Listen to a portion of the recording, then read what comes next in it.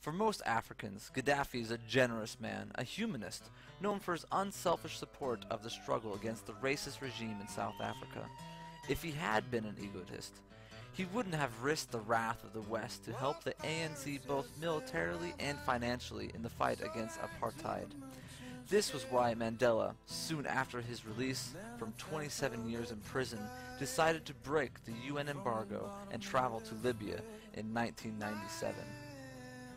On the 28th of October, Mandela decorated Gaddafi with the Good Hope Golden Medal, the highest decoration granted by South Africa to honor those who had made great contributions to support the struggle of South African people to confront the apartheid regime.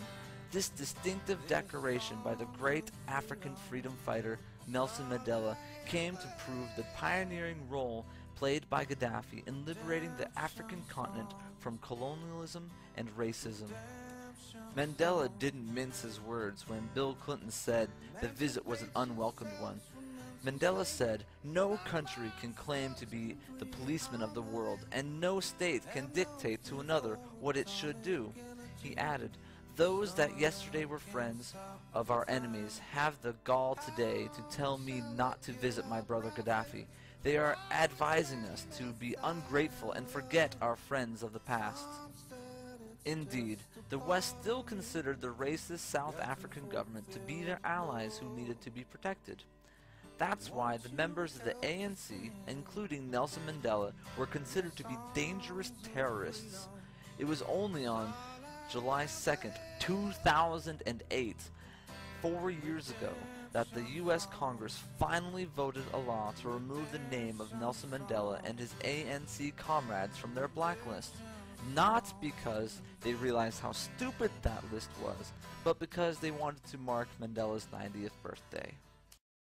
The U.S. State Department has Nelson Mandela on a terrorist list. Why? Because he was part of the African National Congress, the people that were trying to overthrow the apartheid government in South Africa. And it's not just Nelson Mandela, and it's not an honest mistake. The entire African National Congress, everybody who was ever on it, is on the terrorist list. If we had our quote-unquote war on terror back then, we would have been fighting a global war against Nelson Mandela. Obviously, they're going to change this, and they're going to take all the African National Congress people off. It goes to show you, a terrorist is what we label a terrorist. It doesn't necessarily have anything to do with what they actually do, or who's killing civilians and who's not killing civilians. When we, what do we call collateral damage, and what do we call, killing the innocents? No, it's whoever we decide is our enemy, we put them on the terrorist list, and whoever we decide is our ally, we put on the good guys list. And from time to time that changes. And we had the white apartheid racist government of South Africa on the good guys list, and we had the heroic resistance to that government on the terrorist list. And now we realize, oh yeah, they've taken over power, and now we have to deal with them, so they're no longer terrorists. And by the way, we had them on a terrorist list, and they overthrew the white government without any bloodshed. I mean, what happened in South Africa was nearly a miracle. And the people we call terrorists turned out to be the least violent people in the history of mankind. I mean, right up there with Mahatma Gandhi. And we had them on our terrorist list. Gives you a sense of what nonsense all of this is.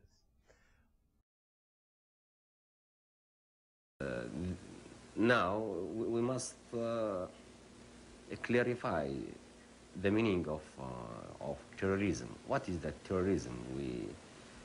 We consider the manufacturing of nuclear weapon is terrorist action, and establishing foreign military bases in the land of others. It is also terrorism, and make people suffering from famine, to keep food for them.